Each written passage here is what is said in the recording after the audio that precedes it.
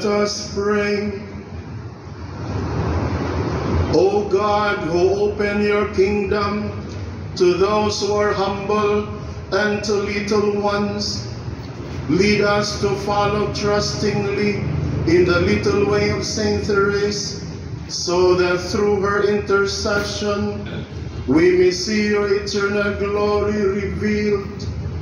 Through our Lord Jesus Christ, your Son, who lives and reigns with you in the unity of the Holy Spirit, one God forever and ever.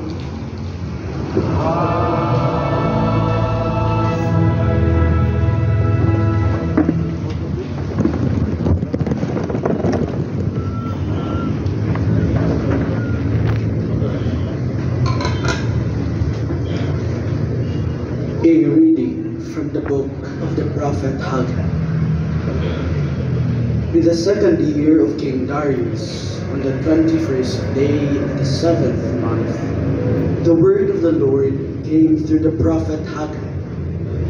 Tell this to the governor of Judah, Zerubbabel, son of Shealtiel, and to the high priest Joshua, son of Jehozadak, and to the remnant of the people.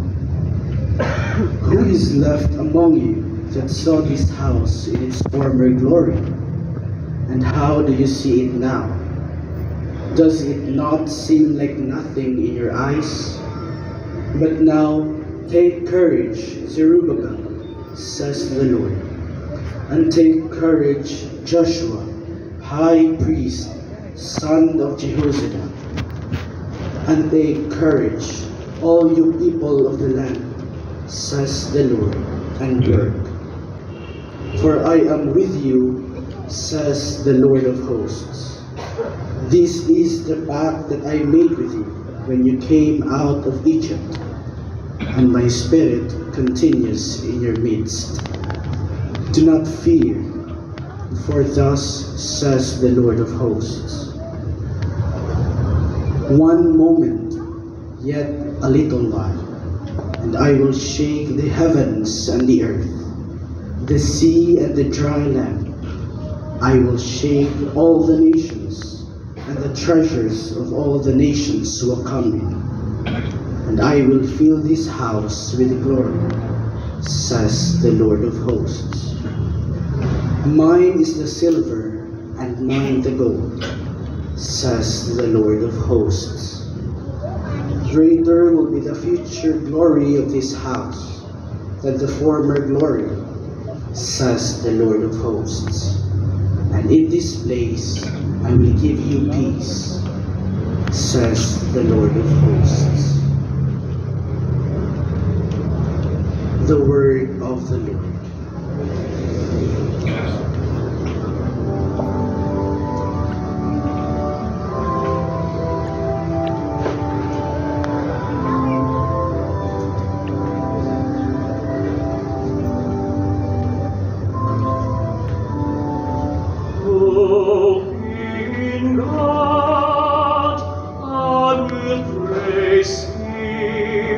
My Savior and my God.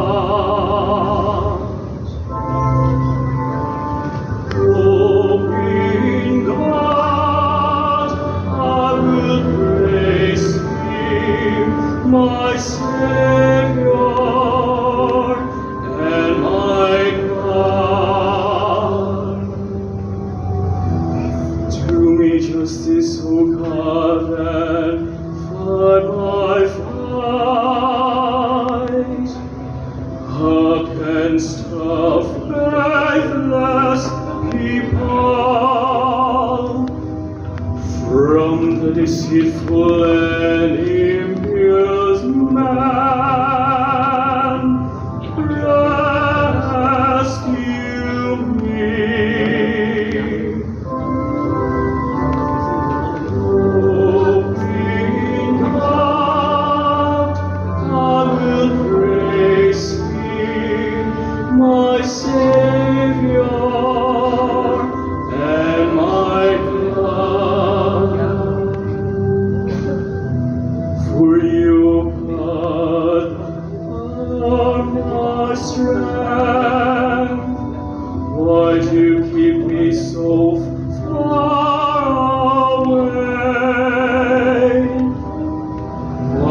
must I go out in mourning,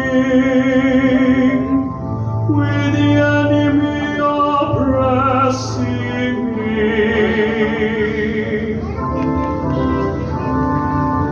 Oh, in God I will praise Him, my Savior and my God. Send forth your light and your fidelity.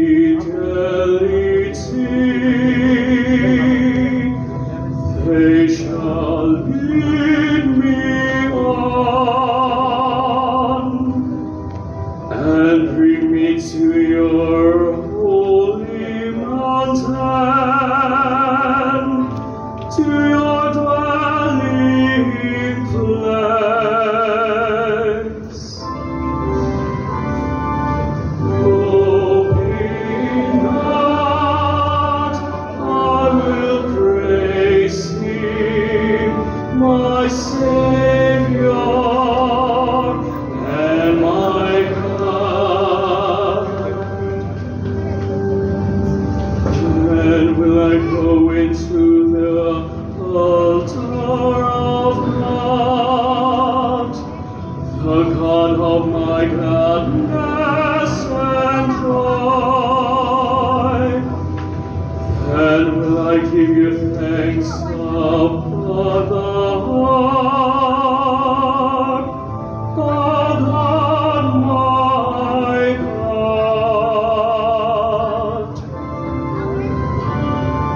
Oh, in God I will praise Him, my Savior and my God.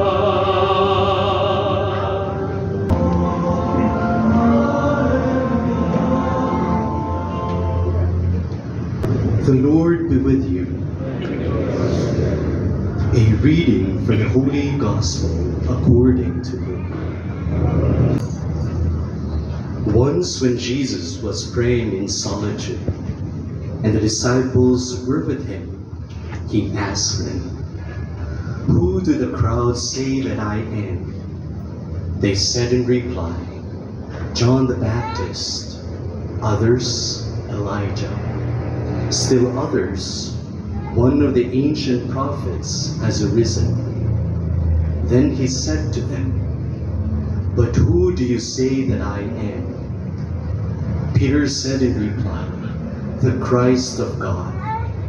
He rebuked them and directed them not to tell this to anyone. He said, "The Son of Man must suffer greatly and be rejected by the elders, the chief priests, and the scribes, and be killed on the third day, be raised." The Gospel of the Lord. I'm a little bit tense because I'm surrounded with the strong and the mighty professors, formators of the college seminary. Pero ako lang din yung sulayan.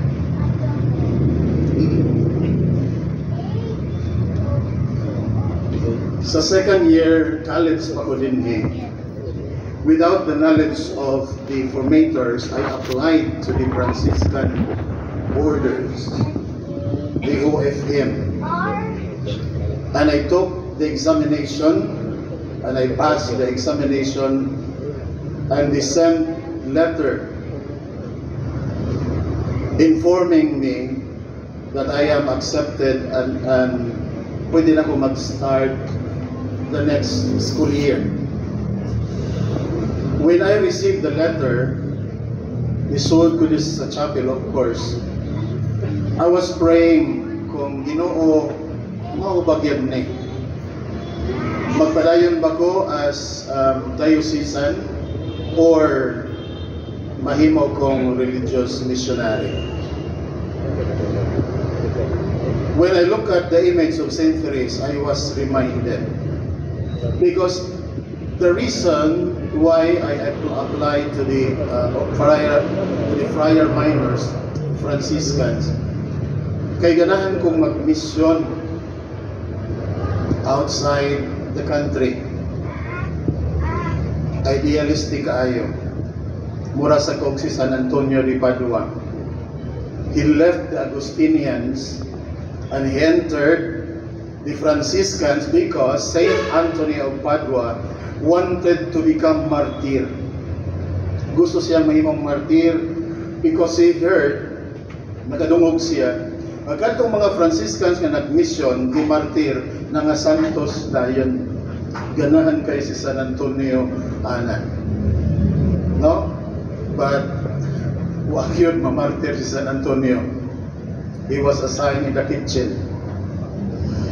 So now, when I looked at the image of Saint Therese, nakapamalandong ko. Kaingon ko, I'm too idealistic. Idealistic ra kayo ko. Gusto ko kanang mission kay kanalagi seminarian pa like kani sila I know na ano sa mga idealismo sa na gusto kinato usbon ang tibuok kalibutan. Ako ni silang sangyawan dito karon makaila sila kang Kristo. Pero si Saint Therese iya kong gitudluan, no. You can change the world by just doing the little things.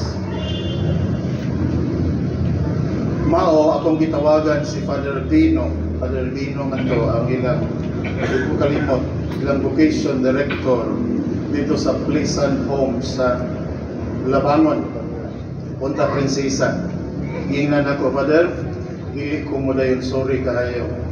I will continue my studies in the college seminary o magpabilin lang kong diocesan. Ningon siya, okay ra, walay problema. I will be praying for you that you will become a priest, nga mahimo kang pare. Tinod na pare, dyan ko karon, no? So niya ko sa inyong atubangan, 25 years na in the priesthood. So mao nang akong classmate si Father Alvin, niya gining gituyo na kami mo celebrate sa nobenaryo kay Jubilarianism na 25 years. So sa may nakatunan nako sa inspiration ni Saint Therese, when I looked at her image, kana siya nga imahe, marugo na siguro mo usab, i-repaint ra na siya. Maura gihapon na. Sa meaning karaan na kayo na. So the same image. Ang kang Saint Therese na mission is loving by just doing little acts of mercy. That's a mission. Usa na siya ka mission. Mga iyang mga example ni Saint Therese sa acts of kindness by just mere smiling and assisting others. Muna ang gihimo ni Saint Therese. Saint Therese would smile and help the elderly sister, Saint Pierre, even when the nun was complaining and ungracious. She helped her walk down the corridor and arrange her bread on her bowl, showing kindness to those who were difficult. Kanabang bisan lang pag-smile nga to sa katao. Doon ako experience ani. Naman ko ron diha, wala man ko ay parish because nag-concentrate ako sa healing ministry. So nasa Bakayan, the oratory of Padre Pio, akong mga silingan diha sa kilid yun na ay pastor. Unya na say membro sa kanang Jesus Reigns. Mupot kaya silang mutanaw na ko. Kay kahibaw man silang pare ko. Of course, napag yung karatula, oratorio, San Padre Pio. Di ba sila ganahan na? di sila ganahan maganing mga Jesus reigns, di sila ganahan mag-procession of images, pero mag-procession sila o styrofoam nga crown. Mo na ilan. Mailan mo ilang mga sakyanan kay doon ay sticker nga crown. Yarongan Jesus reigns. No? Muling-lingaw sa siya kung magbagat ni diha. But one time, before, yes, di Padre Pio, 2 weeks before, wala naging sa kaipso. Kaya niyang sakyanan, ginulit dito yun sa may koral. Naghugas siya, mo'y paggawas na ko, ningon ko, "Hi, good morning."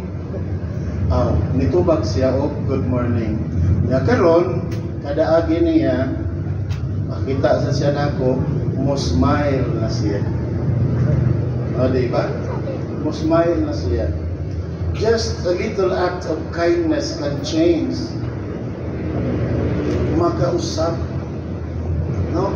Kaya sa una akong pagtanaw sa mission na kana gyud adto ko dito katong wa pa makaila og Ginoo, ako to silang sangyawan pero makaila sila sa Ginoo. Mao bitaw during our mission after ordination, I was assigned in the Diocese of Iligan. Akong classmate sa nireklamo siya, ingon siya, "Muli ta sa Cebu. Wa man tay pulos dinhi, wa tay nabuhat. We are not doing our mission kay wa kita makaseminar diri of BEC because every time nga moingon ta mag-seminar tag BEC moingon din ang mga tao, no, gipulan mi ana diri sa Mindanao. Una dili na mi ana kay sakyan og walhon." So mao ako sa giingnan, no. We will not go home to Cebu, but we will do something. Dili siguro according to what we learned from Father Mambahe, dili siguro sumala sa itong nakatunan sa gisiminar ni Father Mambahe about the dream of the Father. Naman na, dream of the Father, BEC. But there are some forms of BECs. Kung gipulan sila ng nasta, then we will do something different. So, kung ingon siya, wa may nahimong misyon. Pero naingon ko niya, no, ako rin na-busy man ko diri sa cathedral because I was assigned in St. Michael's Cathedral and he was assigned sa dito sa Corpus Christi Parish, silingan sa cathedral, no? Ingon ko sa kada gabi, hindi man may utang diri, ano man. I have so many masses and seminars with regards devotion. Kay maoy uhaw akong gitanaw, murag uhaw sila ana dili. So yung mga tana mo, kung sa'y nabilin ko dito sa Iligan na hantod karon ilang gihandog ang Fiesta Senior every January. So mao gathering people because of that devotion. Kay mao man usay mabutang sa itong una-una. Mabutang sa itong una-una nga kung mission gani kinalan, mausap yun ay naong sa tibuok kalibutan. Si Mother Teresa, Saint Teresa of Calcutta, iyang pangalan, idol sa kay ni Mother Teresa sa Saint Therese, no? Ningon siya, if you cannot feed 100 people, just feed one hungry man. And that would be enough. Kaya mamanaw sa gusto tam, ako po ang tanan. Maong diri sa seminaryo, I do not know kung we really give smile to each one. Mga seminarians, kayo sa hera ba magsumbagay?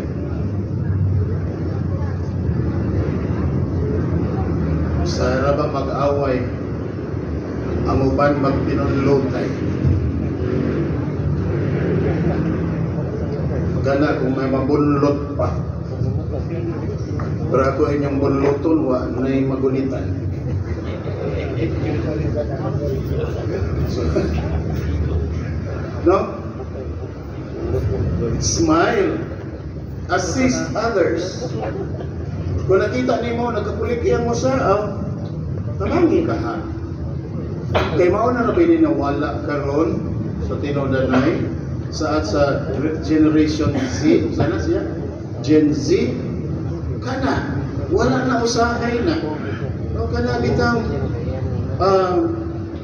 di nakakita unsay panginahanglan sa uban. Wala na. Og sunod nga itong tanahon kang St. Therese,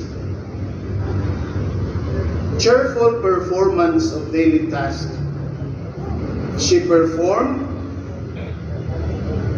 the convent chores like doing laundry with a cheerful attitude, offering this simple task as an act of love. Dini sa sulod sa seminaryo, ayaw naghuwata nga mag-house cleaning, usa pa nimo buniton ng sagbot. Kaya maghuwat pa mangyod ta ana. Experience na ko kaniadto diri. Sa diyan si Monsignor Rodi mo mipoli kadiyot.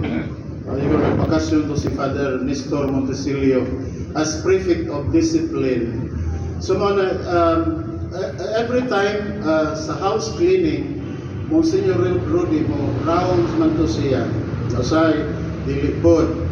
Doon ako'y duha ka classmates not to mention kay na-assign ra ba itong usa diri kaniadto.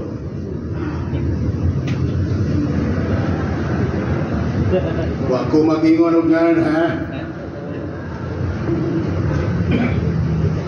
Not to mention. So sila'y na-assign atong CR dito nga door. Matabo. Ang among CR sa among dormitory, mura gitayan ang bawal o pila ka katuigan. Kaya nga naman, kaya di ay, during house cleaning, manindog na silang duha dito magsigig lalis. Sige sila debate. Now you have the clue. Sige sila debate. Dili di ay manglimpyo until nga nasakpan yun ni Monsignor Rodi o gitagaan silang Scotch Brite. Pakuot-kuot dito ang bawal.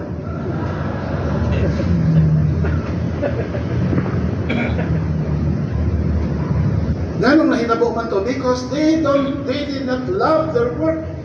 Wa sila gugma sila nga sa amin and much more wa sila gugma sa ubang gamit.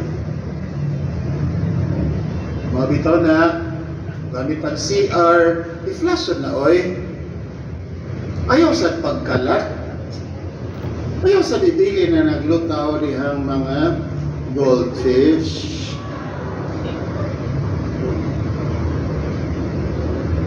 No, bitaw. Mahinungdong na lang kong Father Boy Abarquez, who is now Bishop Boy Abarquez, who said, what you are now is what you will be. Kung seminaristang tamaran karon, tamaran gyapon inig ka. Balay sumpay. Sino bitaw na? No? Cheerful performance. Ayaw ikasakit. Pareha sa dali mga bata niya karon, mga batanon. Pahugason gani ka, panghugas, sige ragligli anang cellphone.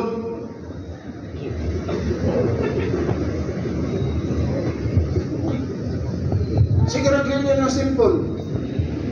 Unya re.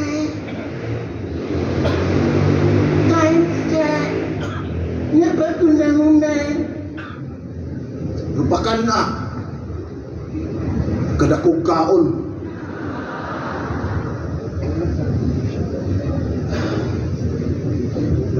Pero mga yuglod. Ang ginikana na unlod. bagulgol. Ano man, by doing so, gitulungan ka sa mong ginikanan how to become a good person in this society and how to become good Christians. Kay dili ka kahibaw mutabang sa sulod, dili sad kahibaw anang muhimo ngadto sa gawas. To mo ana.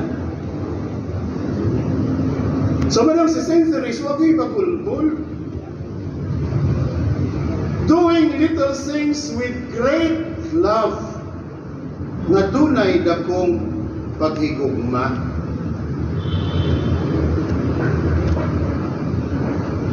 Mabita na diri sa seminaryo, ayaw mong sigig palaba, pakuha sa inyong ginikanan, mahiya ka naman, ang laki ng katawan mo.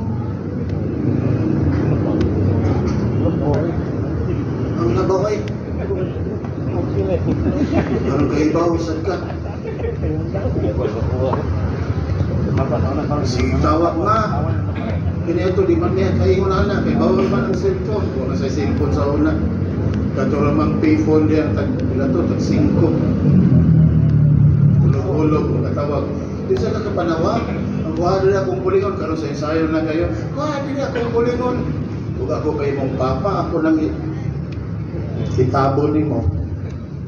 Ano man, iahaya ni mo sa mausad na. Ang wa sa seminaryo, naas balay. Sus, pagkayay, magpili pa. Di man ihumot. Pagkalaba. Nagyan ka mao. Wa man imaplansa. Ibagno ni mong naong. Para maplansa.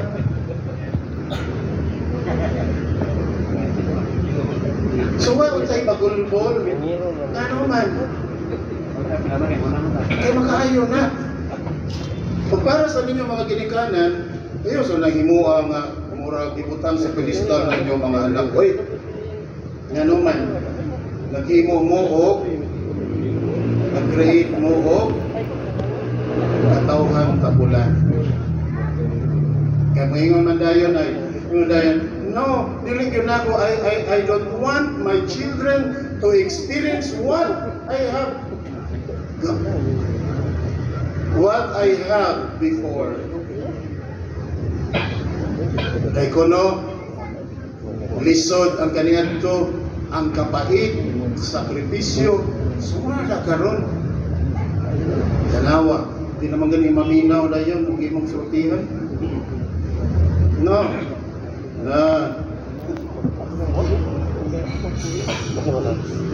Sa mga ngayon sa is imo ang spoiled brats, no? Pagluoy sa trabaho. Okay, mga parents. Labi na mga lola, kay kani mga lola, no? Mayo kani mo spoiled sa ilang mga apo. May kini panglatuson ba? Tinawag na mga lola, grabe kayong mo pamper. Kunya sunod, doing small things without being asked.